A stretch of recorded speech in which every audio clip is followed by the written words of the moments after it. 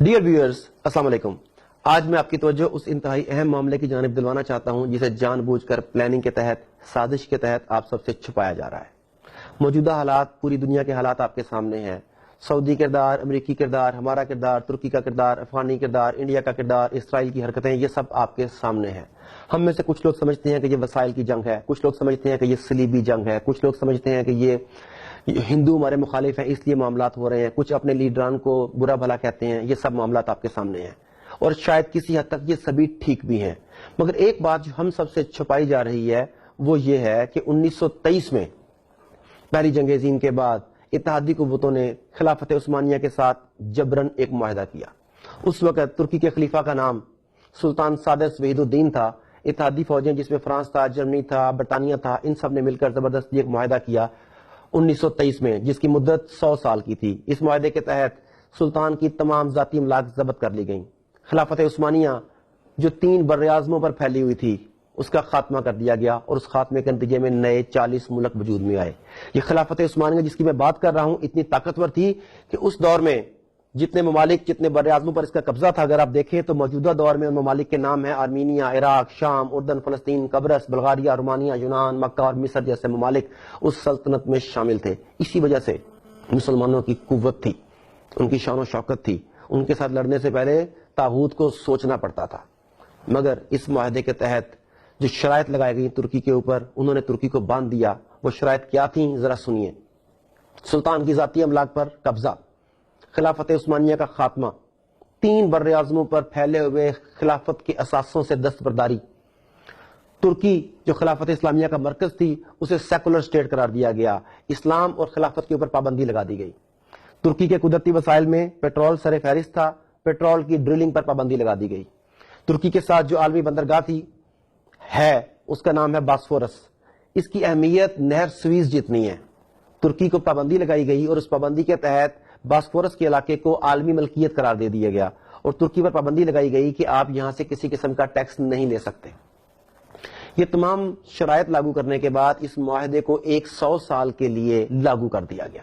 خلافت عثمانیہ جس کا آغاز 1299 میں ہوا اور 1922 تک اس خلافت نے ایک اہم رول پلے کیا۔ غلطیاں بھی ہوئی ہوں گی ڈیفینیٹلی ان سے، مگر بہرحال ہمیں اس کے اوپر ناز تھا۔ تو 100 سال کا معاہدہ کیا گیا 1923 سے لے کر 2023 تک، جس میں یہ تمام شرائط تھیں۔ اب ہو یہ رہا ہے کہ 2023 قریب آ گیا۔ جیسے جیسے 2023 قریب آ رہا ہے، طاغوت، یہود، ہنود، صلیبی سب کے سب اس خوف میں مبتلا ہیں کہ جب وہ معاہدہ ختم ہو جائے گا تو پھر ترکی عالمی حیثیت بنوانے کے لیے کیا کیا کر سکتا ہے۔ ترکی کی موجودہ لیڈرشپ طیب اردگان وہ بھی آپ کے سامنے ہے۔ وہ جس طریقے سے عالمی مسائل میں دخل اندازی کرتا ہے، جس طریقے سے اپنے آپ کو منواتا ہے۔ اب برما کا معاملہ دیکھ لیجئے، سب سے پہلے کون گیا؟ کشمیر کا معاملہ دیکھ لیجئے کون آواز اٹھاتا ہے؟ فلسطین کا معاملہ دیکھ لیجئے، سب سے پہلے کس نے آواز اٹھائی؟ امریکن پریزیڈنٹ ٹرمپ نے جب پاکستان کے خلاف بیانات دیے تو سب سے پہلے وہ کون تھا جس نے اس کی مذمت کی؟ صرف ایک نام آپ کے سامنے آتا ہے، طیب اردگان۔ اب طاغوت کو یہ ڈر ہے کہ وہ عثمانی خون جو ہے وہ کہیں دوبارہ سے جوش نہ مار جائے، ایسا نہ ہو کہ مسلمان اپنے ماضی کو پہچان لیں، ایسا نہ ہو کہ اہل ترکی دوبارہ خلافت کی طرف گامزن ہو جائیں۔ آپ کو یاد ہوگا کہ ترکی میں فوجی بغاوت بھی امریکہ کے کہنے پر کروائی گئی۔ ترکی میں حالات کو خراب کرنے کی مسلسل کوششیں کی جا رہی ہیں۔ یہ سب کچھ اس لیے ہے کہ وہ لوگ ڈرے ہوئے ہیں کہ مسلمان کہیں دوبارہ سے اکٹھے نہ ہو جائیں۔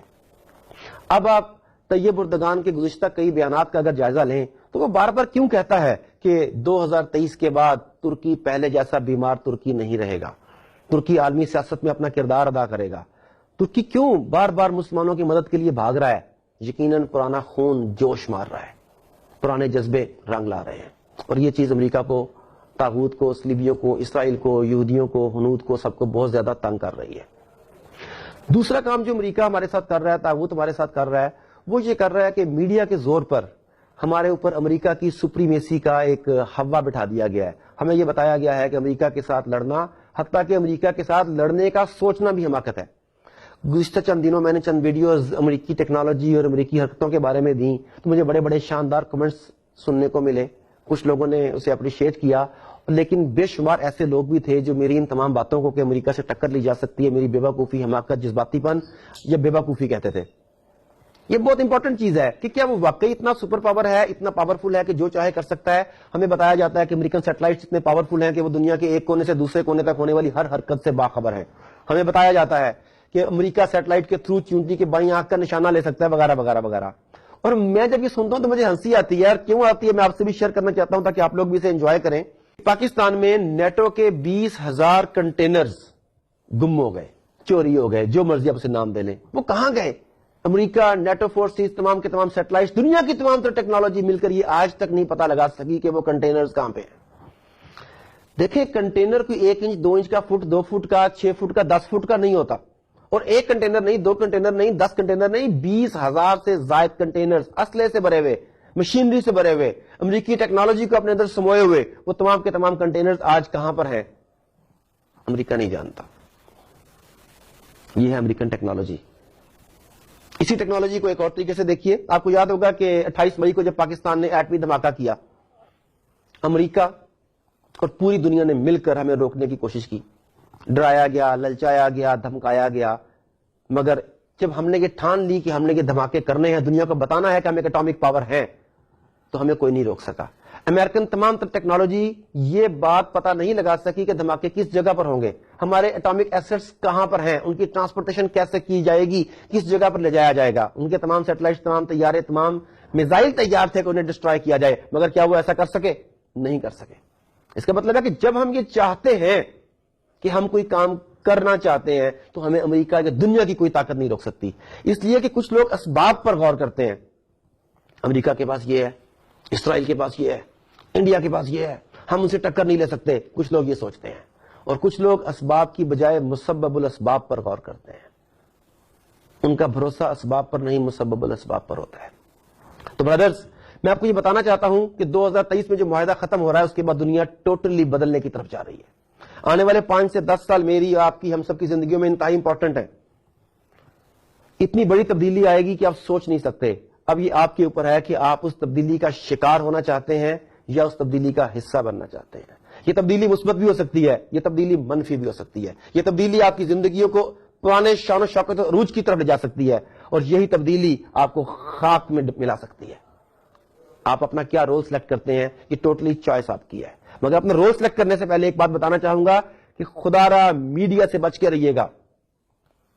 حالانکہ میں بھی آپ سے جس چینل سے مخاطب ہوں یہ بھی ایک میڈیا ہی ہے, مگر کتنے لوگ آپ کو حقیقت بتاتے ہیں اور کتنے لوگ گمراہ کرتے ہیں یہ آپ اندازہ کر سکتے ہیں. میں کو ایک چھوٹی سی بات شیئر کرنا چاہتا ہوں کہ اس وقت دنیا میں جتنا بھی میڈیا ہے اس کا 97% جی اس کے پاس ہے. ریسنٹلی میں اوریہ مقبول جان صاحب کا ایک لیکچر سن رہا تھا, اس میں انہوں نے بڑی مزیدار بات بتائی, اور جب میں نے اس پہ تحقیق کی تو میں ہکا بکا رہ گیا کہ بہت حد تک وہ بالکل ٹھیک فرما رہے تھے.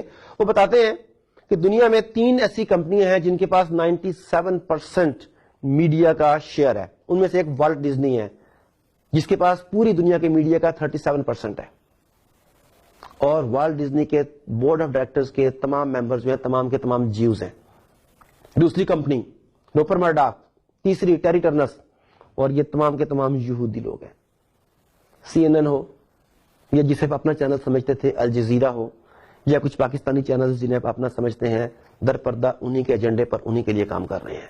یہ آپ کے ذہنوں کو میڈیا کے ذریعے تسخیر کر رہے ہیں. خدا را اس پروپیگنڈے کا شکار مت ہوئیے. اپنی ذات کے اوپر, اللہ کے اوپر یقین رکھیے. یاد رکھیں اللہ تعالیٰ جب بھی کفار کے ساتھ, طاغوت کے ساتھ آپ کا موازنہ کرتا ہے تو وہ مال و دولت اور اسباب کی بنیاد پر نہیں کرتا, وہ آپ کے ایمان کی بنیاد پر کرتا ہے. اگر آپ ایمان میں مضبوط ہو تو تمہارا ایک دشمن کے 20 پر بھاری ہے. ایمان کمزور ہے تو تمہارا ایک 10 پر بھاری ہے. بالکل گئے گزرے ہو تو تمہارا ایک ان کے 2 پر بھاری ہے. کسی بھی جگہ پر یہ نہیں کہا گیا کہ تمہارے اسباب کے ساتھ تمہاری طاقت کا تعین ہوگا, بتایا گیا کہ تمہارے ایمان کے ساتھ تمہاری طاقت کا تعین ہوگا. اگر آپ آپس میں متحد ہو جائیں, اللہ رب العزت کے اوپر یقین رکھیں, تو یقین مانیے دنیا کی کوئی طاقت آپ کو صفحہ ہستی سے نہیں مٹا سکتی. Thank you very much. السلام علیکم.